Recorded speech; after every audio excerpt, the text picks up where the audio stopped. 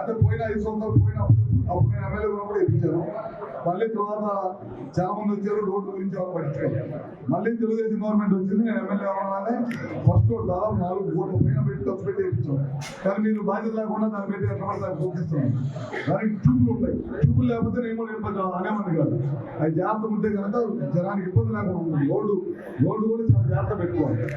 ఏదైనా సరే ఈ డబ్బులన్నీ కూడా ప్రభుత్వం ఖర్చు పెట్టే డబ్బులు కూడా అన్ని కూడా ప్రజలే. మన జాగ్రత్త లేకపోతే మన వస్తువు చెడిపోయింది. అందుకని చాలా జాగ్రత్తగా ఉండాలి. గవర్నమెంట్ అధికారంలోకి వచ్చి 6 నెలలు 8 నెలలు అయింది.